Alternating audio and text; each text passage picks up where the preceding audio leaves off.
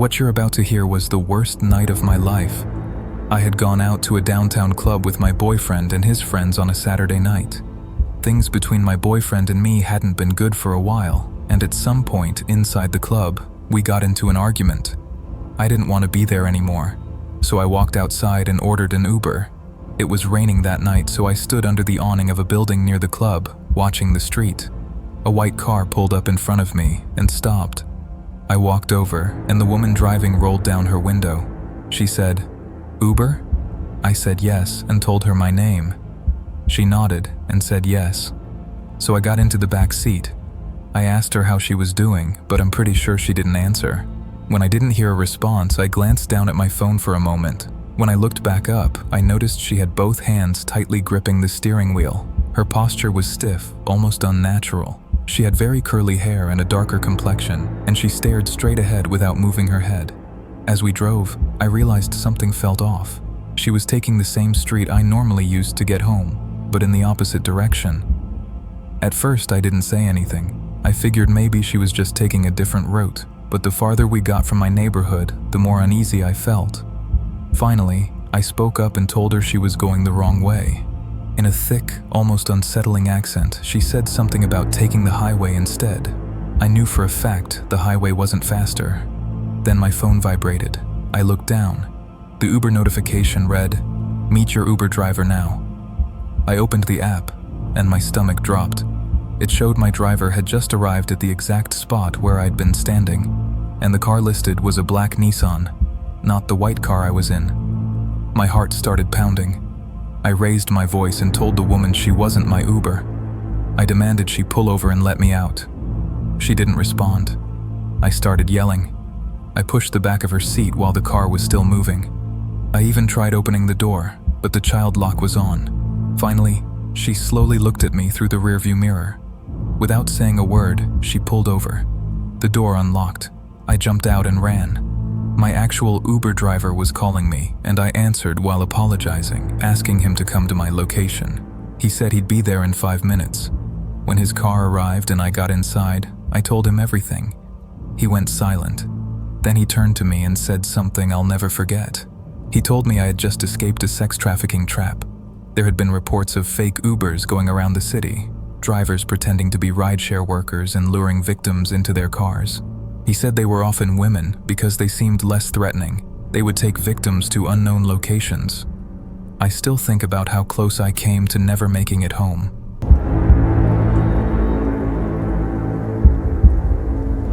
One night, after leaving a bar, I was pretty drunk. I started messaging people on Tinder when a girl named Alicia matched with me. She replied almost instantly and asked what I was doing that night. I told her I had just left the bar and was looking for someone to hang out with. She replied, "You should come over, we can smoke." I said yes and asked for her address. She sent it immediately. It felt like the easiest Tinder match imaginable. I ordered an Uber and headed over. The driver picked me up in his Honda and I sat in the front seat. Normally I'd sit in the back, but I was drunk and feeling talkative. The driver seemed cool and I told him honestly that I was going to meet a girl from Tinder. He laughed and told me stories about his passengers and dating experiences. On the way, I asked Alicia for her number. She gave it to me, and her texts sounded completely normal. When we arrived, the driver slowed down. He said the house looked familiar to him. I noticed something felt off too. No cars in the driveway, and all the lights were off. He told me to be careful. I thanked him and got out. As I walked toward the house, I rang the doorbell, but I couldn't hear anything inside. I knocked. Nothing. I called Alicia, straight to voicemail after one ring. Then she texted me, "It's open, come inside." Suddenly, there was a knock on the window. It nearly made my heart stop. Even though the house was completely dark, I could see the blinds slightly lifted and a hand waving from inside. Before I touched the door, an unknown number started calling my phone. I assumed it was Alicia and answered. Instead, I heard the familiar voice of my Uber driver. In a serious, panicked tone, he said, "Walk away from that house, right now." I looked up and saw his car pulling back up in front. He told me to get inside immediately. As soon as I did, he drove away. Then he told me the truth. The house had been vacant. Just the month before, someone had been lured there, robbed, and murdered. He said my story sounded exactly the same. The next morning, sober, the reality of how close I came to dying truly hit me.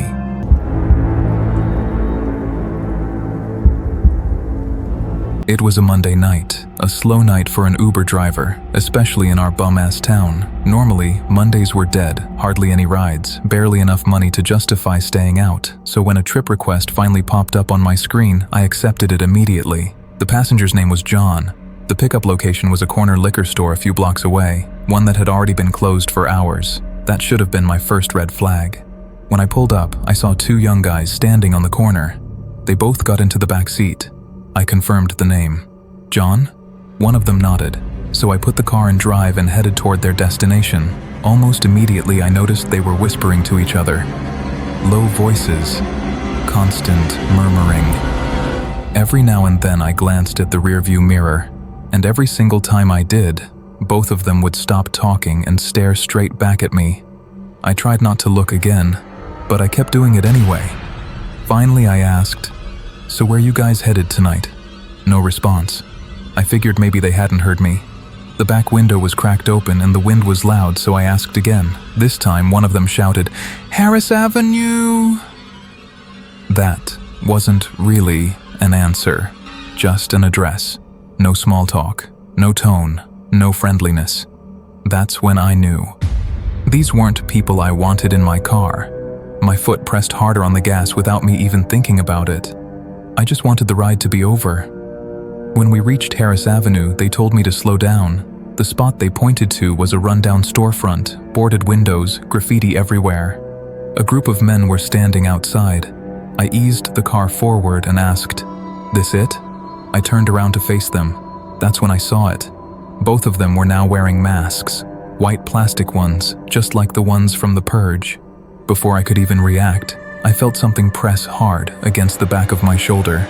I didn't look. I didn't need to. I was almost certain it was a gun. "Pull up," one of them said, next to the guys outside.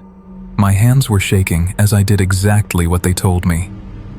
3 large men wearing matching masks walked up to my window. "Wallet," one of them said. I handed it over immediately. No hesitation, no argument. The 2 guys in my back seat stepped out of the car. All 5 masked men stood together for a moment, then walked away down the sidewalk. One of them kicked my door as he passed. The second they were far enough away, I slammed my foot on the gas and didn't look back. I pulled over a few blocks later and reported everything to Uber. They told me they would contact the authorities. Later, I found out the account used by John was completely fake. Fake name, fake information, stolen credit card. I lost $250, all my IDs, and every card in my wallet. But honestly, I don't care about any of that. I'm just grateful I made it out alive.